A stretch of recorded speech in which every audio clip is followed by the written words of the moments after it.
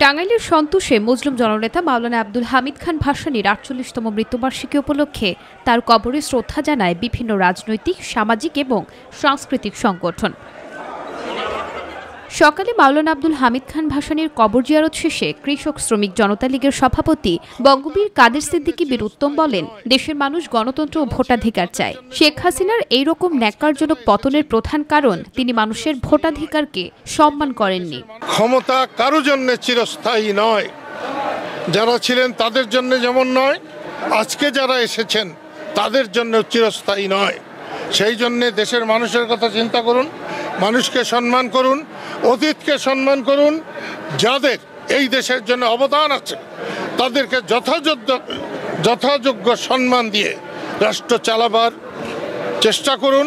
এদিকে টাঙ্গাইলে মাওলানা ভাসানীর ৪৮তম মৃত্যুবার্ষিকী উপলক্ষে আয়োজিত স্মরণ সভায় বিএনপির ভাইস চেয়ারম্যান শামসুজ্জামান দুদু বলেছেন, সকল অন্যায়, অনাচার, নিপীড়ন, নির্যাতনের বিরুদ্ধে আপোষহীন থেকে মানুষের অধিকার আদায়ে আজীবন সংগ্রাম করে গেছেন মাওলানা ভাসানী। আগামী দিন হচ্ছে বিএনপির দিন, যারা এই দেশটাকে ১৬-১৭ বছর ধরে লুটে পুটে খেয়েছে আর মানুষের উপরে জুলুম করেছে, তাদেরকে বিচারের আওতায় আনার। নুসরাত শারমিন, মাই টিভি নিউজ।